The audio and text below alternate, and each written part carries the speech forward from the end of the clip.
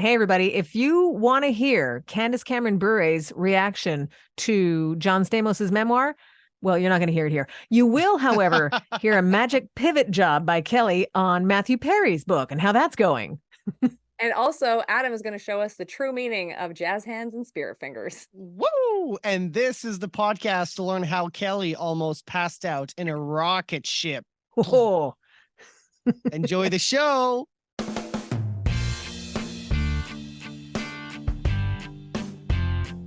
hey, you guys. I'm Sharon. It's nice to see you. You are? Kelly. And you, fella. I think I'm Adam. We'll know Last for I sure by the end checked. of last you checked. Okay. We'll trust your resource. Welcome to 90's now. You know what? We've got one simple reason why Mariah Carey is just like any one of us.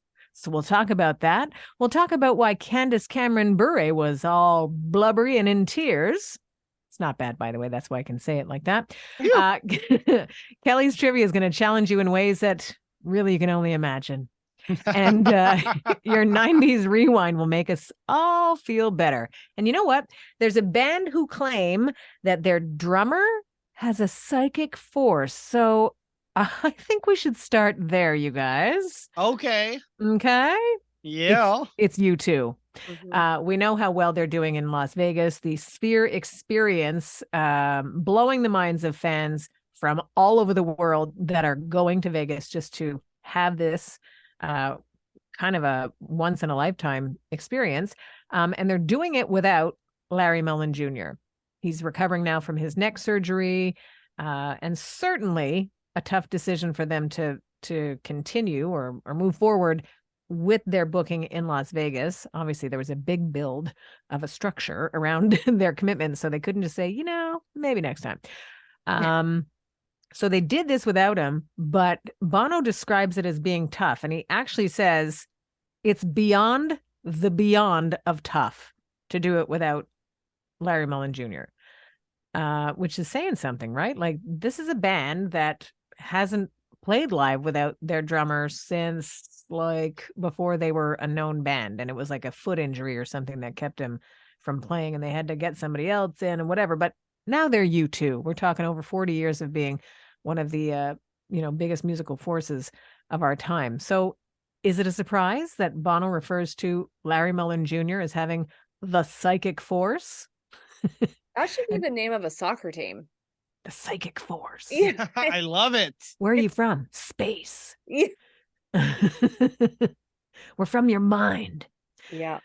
Yeah, pretty cool that that I think that when you have a band as a unit, with my limited experience in a band, never been in a band, I think that there's a trust that you have between the members, that you're all bringing something, and then there's an unspoken communication that you just know after years and years of playing and working your stuff out, what you need to do. So Larry Mullen Jr. is this steady drumming, chill, doesn't look like anything would phase him. Certainly neck surgery has phased him for now, but they can't even think of moving forward on new music that they had planned, which I think is interesting. I'm psyched that they're, still planning on new music and stuff, but they're not moving forward with it until after he's back. Well, I think like with the drummer situation, that's your backbone.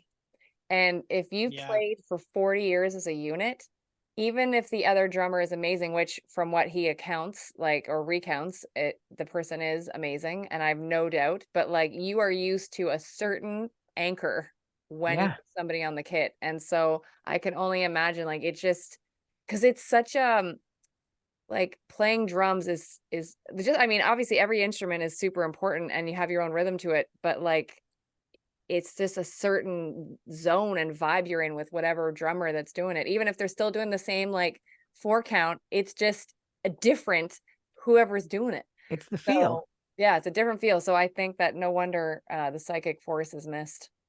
Yeah. Well, the great news is that when they do their plan to return, we'll move an album that they had planned sort of to the shelf for a little while because it was more of an acoustic album called Songs of Ascent. So that's going to be on hold because Bono says that he wants U2 to release a, and I quote, noisy, uncompromising, unreasonable guitar album first. And I love it. No kidding. That's exactly what they need to do and exactly what we need as fans to get them when they come back, which is great. And side note, it should be even better because The Edge had done an interview also talking about how he's been doing stuff lately. And for the first time in a little while, he says he's excited about the electric guitar again. Amazing. So again, good news for us. Are you going to see the Sphere show?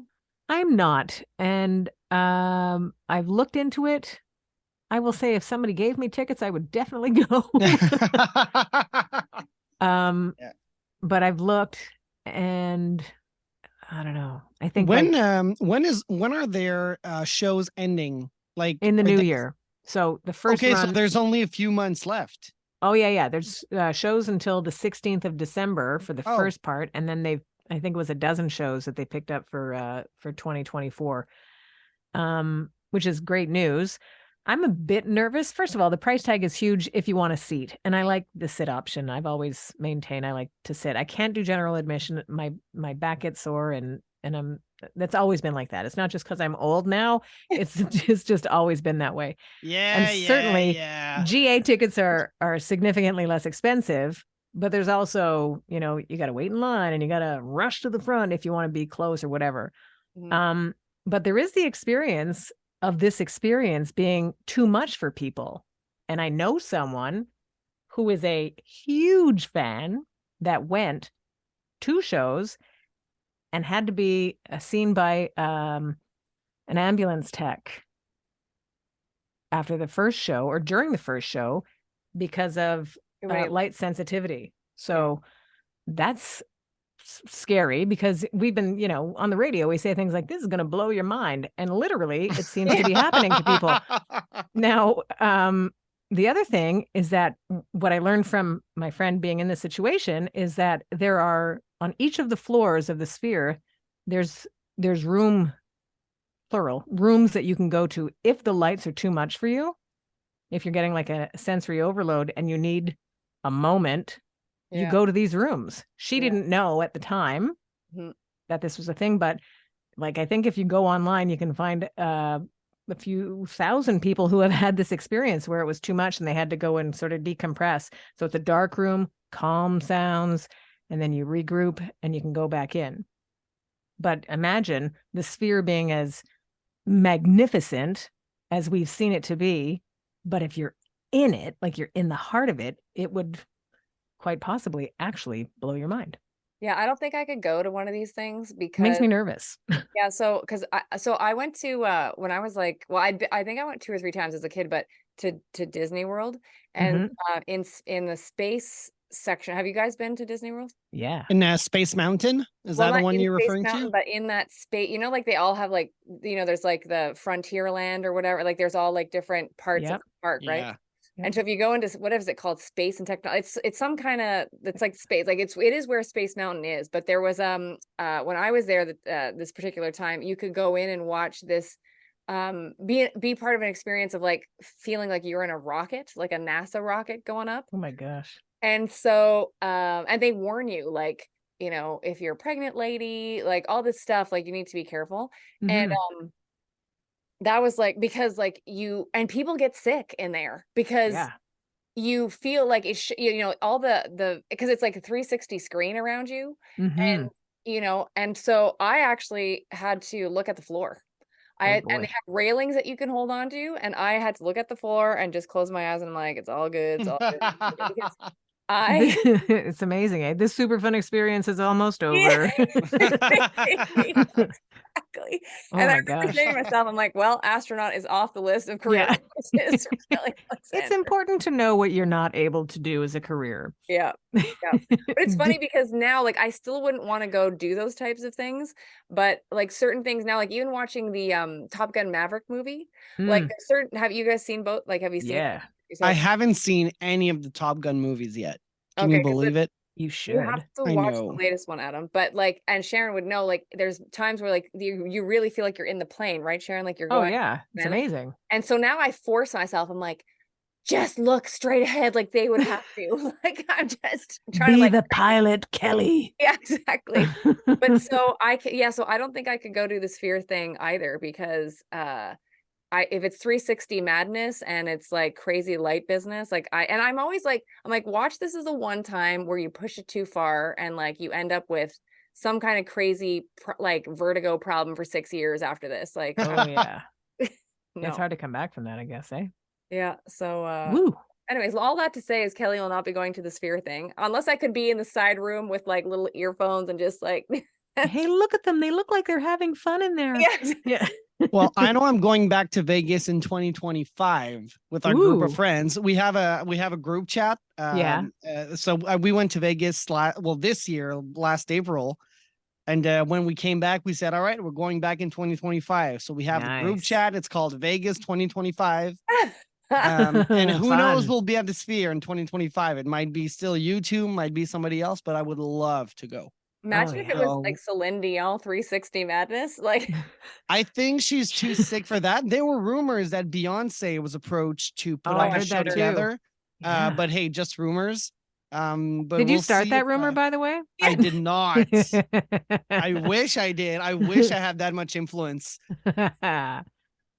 Well, so we'll see. We'll see. So there's going to be someone in this. Oh yeah, for sure. So, they have to make sure that place is booked for a long time. Yeah, like they got to still pay for it. Bridge here in Montreal, we have to keep paying that thing off. So yeah, exactly. If you build it, they will come. They must come. We have to pay for it. Yeah, exactly. All right. Well, you know where this safe space that we are right now will be slightly challenged by what's about to happen to us. Uh-oh. Yeah, trivia. 90s. Now, trivia.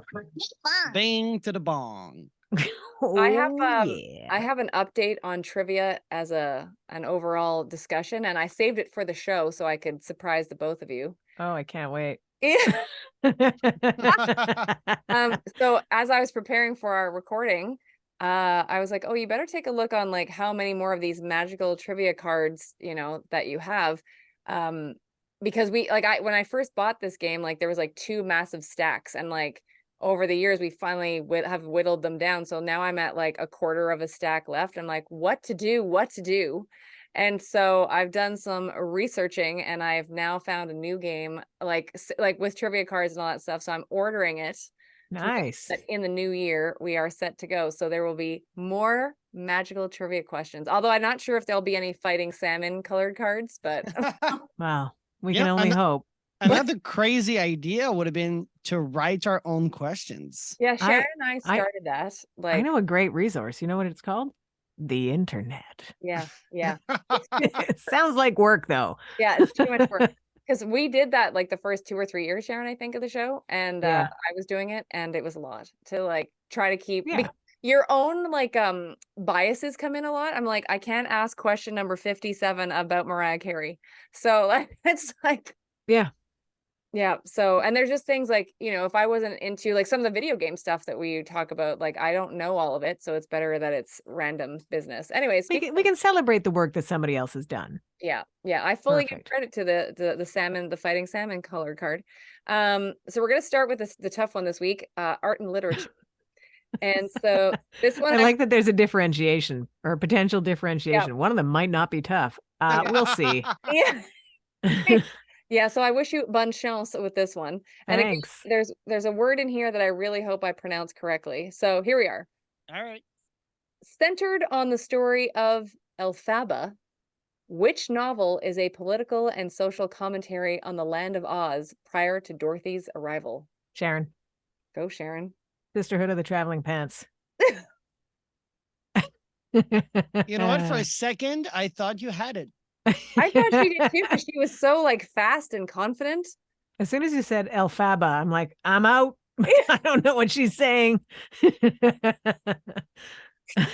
Adam? Can I hear the question again? Yes, sir. All right. Centered on the story of Elphaba, which novel is a political and social commentary on the land of Oz prior to Dorothy's arrival? Okay, so the land of Oz makes me think about witches. So I'm gonna go with a witch. I'm not gonna go with Harry Potter. I'm gonna go with what are the famous witches I know? Do I know any famous witch? Which witch? Wait, wasn't Elphaba in Wicked? Adam, you got Elphaba is the witch in Wicked. That's what I'm thinking about a witch. You got it. It's Wicked, the life and times of the Wicked Witch of the West. Wow. Adam, good job. That's amazing. I'm gonna thank. So here's my acceptance speech for getting that answer right. I'm gonna thank all the TikToks I have seen, TikTok videos of all the musical kids and all the Broadway kids making behind the scenes of Wicked and everything that made me know Elphaba. Wow. So there we go. Good job. You're such a good gay guy, Adam. Thank you. Well, you're one of the good ones, Adam. Yeah. The minute you said Broadway and show tunes, I was like, oh, all the colors are showing. Very good job, little Adam. Yeah, because she's the green witch that sings that big song. I forget the name, but you know that big epic song with like the killer range and vocal abilities. Woo! Nice. As I'm not a gay guy, I don't know this answer. What's the Elphaba song? I'm gonna Google it. Defying Gravity. Have you heard of that song? Oh, Defying no. Gravity from the Wicked Wicked musical. It's amazing. I like it. I've never seen Wicked. I'd like to. Yeah, I'm gonna look at this after Google it. Question number dos. Yes. From the pop culture fighting salmon card. Oh no, we already asked that one. Sorry. The Big Five, later the Big Six, were a group of what? Adam. Go. NHL teams. Oh, nice try. No. Sharon should know. That's the original six. You are absolutely right. Mm-hmm. I got that part right. The Big Sharon, Five turned into the Big Six. The Big Five, which then became the Big Six, and they are now back to the Big Five. I feel like I want to know it. I feel like I want to know it. Yeah. Which is different from actually knowing it. Big Five, Big Six. I don't know, man. Adam. Oh, brother. Is it like, because you know they're like I think in Montreal we say the Big Four. It's like the accounting companies, like Deloitte and everything. So I'm gonna go with famous tech companies, the Big Six. Very nice. No, but you're right along the lines. Do I give the answer? Yes, please. Supermodels. Oh, I'm sure they loved being called the Big Anything. Yeah. But who was the Big Five or the Big Six? Naomi Campbell. Okay. Right? Cindy Crawford. Christy Turlington. Linda Evangelista. Yeah. And then it's like the two I always forget. Oh, no, you said Christy Turlington. So Christy Turlington, Naomi, Cindy, Linda. Kate Moss. Yeah. Is what I have here on Wikipedia. Yeah. And then the other one, and then they lost one recently. She died of breast cancer like a year ago, maybe a year and a half ago. Adam, can you get that name? Because I would like to mention her name. Say that again. She passed away? Yeah, so she passed away of breast cancer. And I remember because they recently did a thing celebrating, I don't know if it was Vogue, because Sharon, I think they had all of the supermodels did a Vogue cover in the 90s. Yep. And I think they were to celebrate the 30th anniversary of it. So it would have been this her year. First name is Tatiana. Yeah, that's it. Yeah. And then her last name, Patitz. I don't want to mispronounce it. Mispronounce it. Sorry. Petra?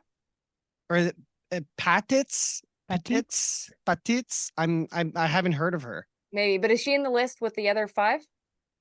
Not wait. I'm gonna Google something differently. The Big Five. I think she's German, the one who passed away. Is it Elle Macpherson? No, she's still alive.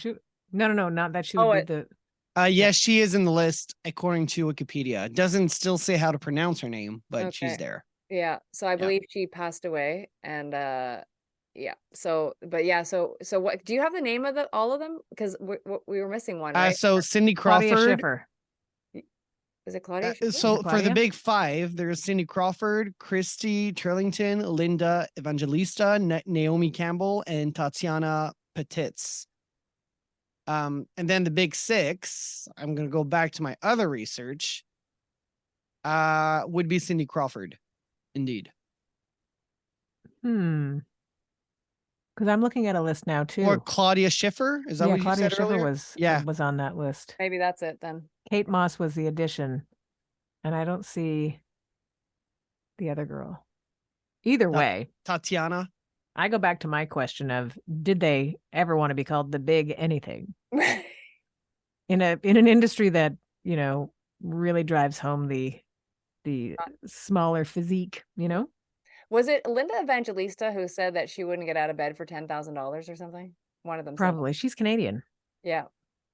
And she had like recent trouble with cosmetic surgery that she was like staying out of the public eye for like a while because of something that went wrong. Wow, really? Eh? So it's only been the last like maybe 8 months that she's kind of resurfaced, maybe a year now.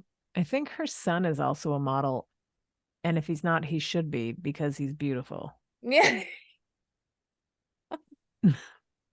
If you've got it, you've got it. That's it. Yeah. Well, cool. Yeah. Well, that's a good question.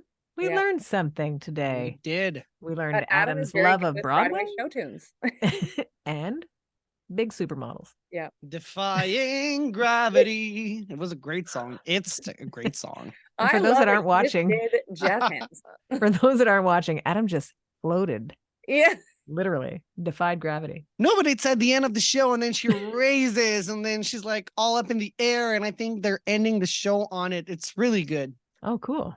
I think you actually did not only jazz hands, but spirit fingers on that. Yes, it's a good combo. I have no idea what I'm doing. It's magical. Yeah.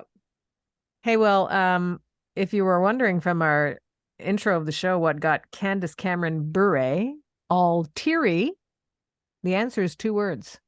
Actually, it's 3. John Stamos's book. Yeah. His memoir. She listened to it because he narrates the book. Mm-hmm. So she said it was toward the end of the book where they talked about Bob Saget that really hit her in the feels. The whole stuff. She learned a lot about his life and stuff, about John Stamos's life, but getting into the details about Bob Saget in the end and stuff like that, and really got her misty. Yeah. Oh, I should mention that so I think we had this discussion that Elaine bought the Matthew Perry book. Right. Did I tell you I've started reading it? I don't think so. No. So what happens is that I, instead of scrolling on my phone in the last like 10 minutes before I go to sleep at night, I've decided I should read. Nice. And so I do, I don't know, like 10, 12 pages a night. So nothing heavy lifting, but the book is actually very eye-opening. And so if you haven't, and it's also like, I can't tell you how many times in the book he says stuff like, you know, like he references how close he came to death before. And so now knowing that he's not here, it's like even more just upsetting, you know, that like he had all the, because it did sound in this book that he really was finally getting his life on the rails and headed in the right direction. And I won't spoil the book for anyone, but there is this one part where he talks about shooting the whole 9 yards with Bruce Willis. And his last line of the chapter, because he really did get along with Bruce and all that stuff. And obviously when he wrote his book, we already knew about Bruce's health situation, the mental challenges. And he basically said, I pray for him every night now. And it's just so crazy because like he's gone now, like he's gone before he's gone. So yeah. What does you said shooting the whole 9 yard? Yeah, they shot it in Montreal. Oh, it's a movie. Yeah. Oh, okay. Because I didn't know. I thought it was an expression. No, it's a movie, and he talked about how I don't know, and maybe Adam, you would know this, and maybe Sharon, I wouldn't know this. Is the Globe restaurant still open? I don't think so. Globe on Saint Laurent? Maybe, because apparently that was their hangout apart from being at their hotel that they stayed at, and apparently Bruce had a whole floor to himself, like in this hotel, and he called it Club Z, and it was like party central. Oh yeah, it was a great place. It closed in 2014. Okay. Yeah. So there, but it was on Saint Laurent, yeah. So that was their home away from home, apart from when they were hanging out on Bruce's floor. And I think he said, don't quote me, but I think he said the Intercontinental Hotel in Montreal. So oh, that's cool. Yeah. Well, But that whole yeah, the stretch book is of eye-opening. And Matthew was a very sweet person to many people. And yeah, I just, it's so sad that he didn't get a chance to like live this new life he had going. What's neat is that the Matthew Perry connection to Sarah Paulson is that she had a lot to say about how helpful he was to give her career a huge boost. Sarah Paulson just did something really big, right? What was the American Horror Story? She's an American Horror Story, right? For like several seasons. Do you guys watch that? I don't watch it. I don't, because I don't want to be scared. Yeah. But she was on Studio 60 on the Sunset Strip. Yeah, with him. Which was a really cool show that he was a part of, obviously. And she was also in The Whole Nine, right? Or was it? No. She wasn't in The Whole Nine. Amanda Peet was in it, and she was good best friends with besties. Right. Yeah. Right. Yeah. So Matthew Perry, I think the loss will be felt for obviously for years to come, but it'll be neat to see more stories like this come up of people that were grateful for how kind he was, which is exactly why how he wanted to be remembered, not for being on Friends, which is a huge deal. And I'll get to more about that in a second, but his kindness is obviously what kept him certainly rooted in his community. I think most of us would remember him for being on Friends. And I think I hope he knew in his heart was how much that show meant to people as for whatever, TV shows that are on for such a long time, they obviously they run for a reason. They have a run like that for a reason. So they connect with the audience. So it meant many different things to many different people. So I hope he didn't think that it was, that TV show that I did. Like, I hope he didn't think of it as something smaller than the huge thing that it was. Yeah, I don't think so. And it was funny because he inadvertently, I feel like he does throughout the book, he throws many people under the bus, but not in like a super mean way. Like he throughout the book, he keeps throwing his parents under the bus. Oh yeah. Like, just like how, like, well, they left me alone as a 5-year-old on a plane. Like, so it's like, but then he'll be like, I can't imagine, like, like his father, I think at least on 2 occasions went and lived with him when he was trying to get sober. So it's like this weird balance where he's just kind of saying it how it is, but it's through his lens, Yeah. And he fully admitted that Jennifer Aniston was the quote unquote reason why Friends stopped in the 10th season, because she had, didn't want to do the show anymore and had other things in the fire lined up. So, that was the gist that I got when I read that. So, but I mean, but I like that he said that because they always made decisions as a group, like she wanted out, so they all, but I think they, like, he says her, but I'm sure at that point they all kind of wanted to go do other things. For sure. Yeah. So. And again, may he continue to rest in peace. I think another takeaway for me was that you didn't want to talk about Candace Cameron Bure's story at all. No. I like that you mentioned that she cried and that was enough. Yeah, on to another story. Sorry, John Stamos, in your memoir. We're not talking about it. How about Matthew Perry? Yeah. Yep. Oh, all right. Well, how about then? What was the other fun thing that we had mentioned before? I've lost my page. Oh, it was Mariah Carey being like any one of us. Like, that's possible, right? And the connecting factor is your driver's license. And that if you let it lapse for long enough, you'll have to do the test all over again. Oh, and no. That's what's happened with Mariah Carey. She knew that it was late, or she was late. It had passed due kind of thing. But now she's at the point where she has to do the test all over again. Yeah. So she hasn't driven in a long time. Well, I watched I sent you guys the article, and I think in the article there's a link or it talks about, so she was on the Jennifer Hudson show when she announced this. Did you watch the link, Sharon?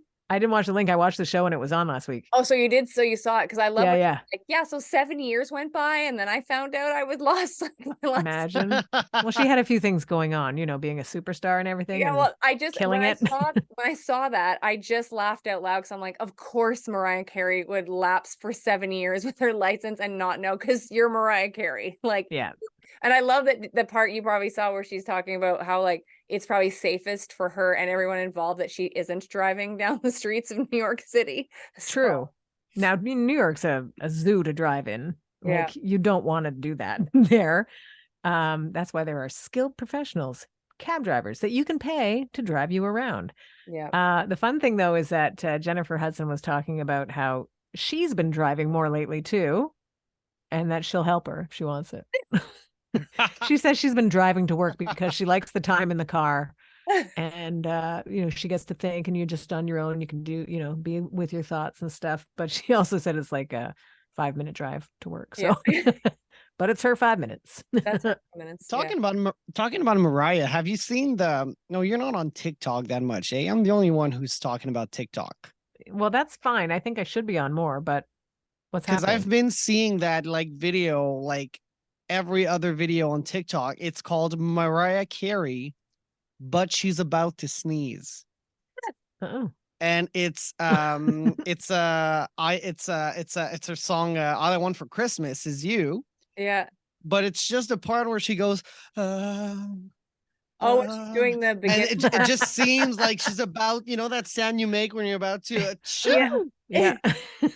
And it's a whole minute. It's hilarious. So just Google it. Mariah Carey just about to sneeze. You're in for great laugh. On my list also. And you know what, you guys, fresh off chatting about Lauryn Hill's thoughts on her own tardiness to shows, which ultimately she was basically saying that we should appreciate that she gets there when she does. Yep. Well, karma came a knocking, and she's had to cancel some shows now on the anniversary of the Miseducation of Lauryn Hill tour that she's doing due to vocal strain, maybe for giving us all grief about her being late. Oh, poor thing. Poor Tough thing. life, Lauryn Hill. Yeah.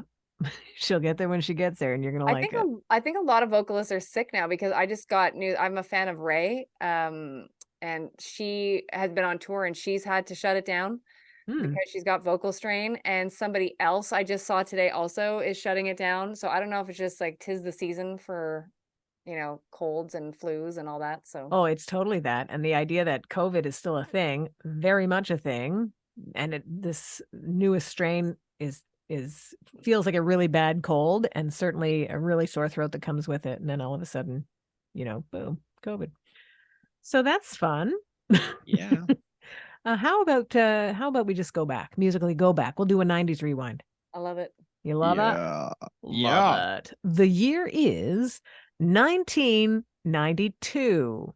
Now imagine the contrast. I'll give you a handful of songs now and say that House of Pain, Jump Around should set the tone for energy, jump up and get down. Imagine at the same time, same week in 1992, that Whitney Houston's I Will Always Love You would have been near about House of Pain's Jump Around. That's the beauty of the 90s. They should do a mashup. Yeah, they should. Eric Clapton got or breathed new life into one of his classics from 22 years earlier with Layla, the unplugged version. Annie Lennox has one of those great breakup songs, Trying to Get Strong Again, with Walking on Broken Glass. Such a great song. Oh my gosh, it's good. It's just such a charge. I love it. And she's just so, I don't know, you can feel her physically singing that song. Like she's in it. Love it. Also, I think everything was happy and pleasant, and Kathy and Susan were singing harmonies when all of En Vogue were singing their best, and Free Your Mind was blasting through our speakers back in 1992. Nice. And that's your 90s rewind. I have to tag on to that. I forgot about this because speaking of Kathy and Susan, so Dawn Robinson, who I'm a huge fan of, who was in Vogue, who is no longer in Vogue, she started up her own YouTube channel. And I've desperately wanted her on the Kelly Alexander show for a long time now because I just think she's fierce. I love her, whatever. So anyways, but I cannot find any way to contact her. Cannot. I've tried everything possible to find out how to get to her management or her, especially because she's been on some other shows. So I'm like, okay, well, she's doing interviews. I can grab her, whatever. So to no avail. So when she launched this thing recently, I saw that she was responding to people's comments like on the YouTube channel. So I was like, well, and normally I would not do this, but I'm like, well, I'm going to try to reach her this way. And if she'll respond, because I was even trying to like DM her on Instagram and like her handle's not working. So it's like, so anyways, so I'm like, and I was super respectful. I'm like, hey, Dawn, would love to have you on the show. Like, congratulations on your new channel. You can check us out here, blah, blah. So I gave it like 2 days, came back. The comment was deleted. No way. Oh my gosh. Oh, brother. Because they probably viewed it as you were advertising on her page, right? Maybe, I don't know. But it was super brief. It was just like, Dawn, I'm a big fan. Like, would love to have you on our show talking about your new channel, like whatever you want. And especially because literally she had answered other people. And when you know that it's them that's answering because of the way they write and it matches their cadence of speaking or the words they would do. Just like I know when Janet's actually on Instagram and it's not her team. Of course you do. Because you just know the way that she Janet likes using the word guys a lot. So she'll be like, hi guys. So like, it's her, like just another thing. So the same thing with Dawn. I'm like, you just know when it's her. So I'm like, for sure, she's the one that's been answering. And then not only like radio silence, comment deleted. Wow. That's too bad. Yeah, so my communique is not reaching Dawn Robinson. So anyways, if anybody knows Dawn Robinson and would like to reach out on my behalf, she's always welcome on the Kelly Alexander show. Yeah. I should comment and say, hey, you should talk to Kelly Alexander. Delete. Anyways, that's enough for me. Yep. Well, cool. That wraps it up for us, you guys. Yep. Thank you. Always fun to hang. And thank you. And thank you guys finding us wherever it is that you do that. We appreciate it. We like to put ourselves out there so that it would be impossible not to find us. Yeah. We appreciate you taking us wherever it is that you take us on your walk or your ride, or maybe you've stockpiled some episodes and you're on vacation right now. Thanks for bringing us there. And thank you for listening to 90s Now, still happening.